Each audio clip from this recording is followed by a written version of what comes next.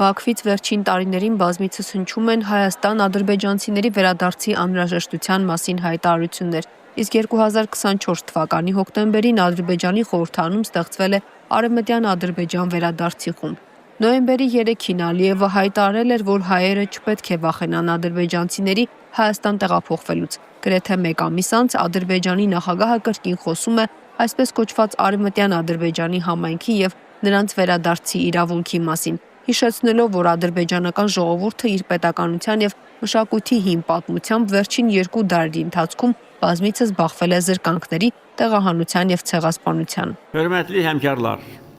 Türk dünyası Türk dövlətlərinin hüdudları ilə məhdudlaşmır. Հայաստանում բնակվող ադրբեջանցիների բռնի տեղահանումը, նրանց ունեցվածքի բռնագրավումը, նաև նյութական եւ մշակութային արժեքների բռնագրավումը, ոչնչացումը եւ օտարումն այժմ պատմական փաստեր են, որոնք հաստատված են փաստաթղթերով։ Պատմականորեն Հայաստանը ոչնչացրել է Արևմտյան Ադրբեջանում բնակվող ադրբեջանցիների հարուստ նյութական եւ ոչ նյութական մշակութային ժառանգությունը, նրանց սրբավայրերը եւ գերեզմանատները, իր տարածքից ադրբեջանական ժողովրդի հետքերը ջնջելու համար անհրաժեշտ է քայլեր ձեռնարկել հայերի կողմից ադրբեջանցիների դեմ մարդկության դեմ կատարված հանցագործությունները միջազգային իրավունքի համաձայն գնահատելու համար եւ որ միջազգային հանրությունն աջակցի մեզ այս հարցում։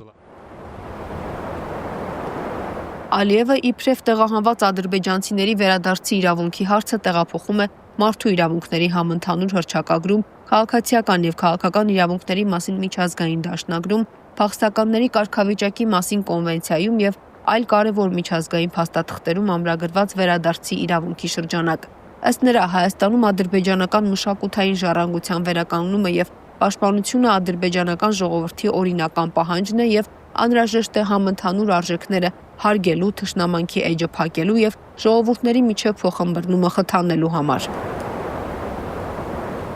2025 թվականի օգոստոսի 8-ին Վաշինգտոնում ԱՄՆ-ի միջնորդությամբ Ադրբեջանի եւ Հայաստանի միջև կայացած հանդիպումը, համատեղ հռչակագրի ստորագրումը եւ խաղաղության համաձայնագրի նախագծի նախաստորագրումը հույս եւ վստահություն են ներշնչում երկու ժողովուրդների ապագա համակեցության նկատմամբ։ Մենք հավատում ենք, որ Արևմտյան Ադրբեջանի համայնքի խաղաղասեր անդամները կվերադառնան իրենց նախնիների հողերը եւ մեր ժողովուրդների միջև կհաստատվեն բարի դրացիական հարաբերություններ։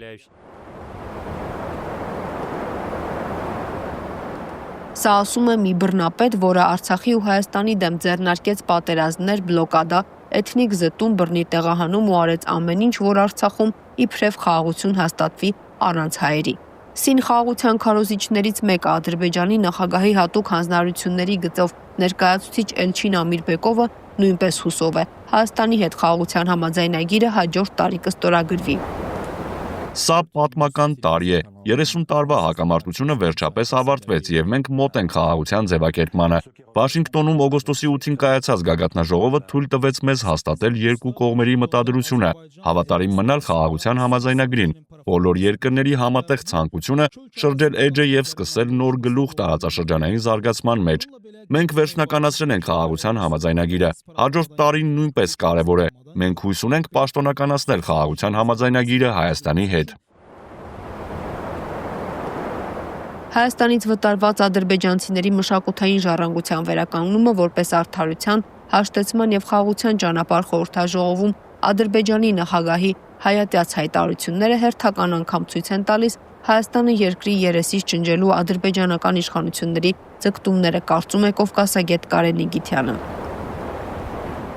Եվ իբրև խաղաղության դարաշրջանի շրջանակում Ալիևը Հայաստանին մեղադրում է Հայաստանից ադրբեջանցիների կոտորածի եւ արտաքսման համար Արևմտյան Ադրբեջանի իր մեկնաբանության մեջ եւ կրկին հայտարարում է Հայաստանը իբրև խաղաղասեր արևմտյան ադրբեջանցիներով բնակեցնելու մտադրության մասին։ Իբրև կոտորածից տուժած համայնքի խաղաղասեր անդամները կոնֆլիկտ կստեղծեն, իսկ Ադրբեջանն ու Թուրքիան պարզապես չեն կարողանա չարձագանքել։ Տարածքային ամբողջականությունը պահպանելու պարտավորությունը ֆորմալ կերպով կպահպանվի, իսկ իր նպատակին հասնելու հնարավորությունը վերացնել Հայաստանը հնարավորինս կմոտենա։ Փորձագետը փաստում է, մինչ Հայաստանի իշխանությունները բոլոր հարթակներում զեկուցում են այսպես կոչված խաղաղության դարաշրջանի մասին, Ադրբեջանն ամրապնդում է իր առանցայնել խորը կապերը Հայաստանի նոր ռազմավարական գործընկեր կամ նրա գործող իշխանությունների հին գործընկերոջ Բրիտանիայի հետ։ Ֆրիդա Ղազարյան, Գարիկ Արամյան, TB News։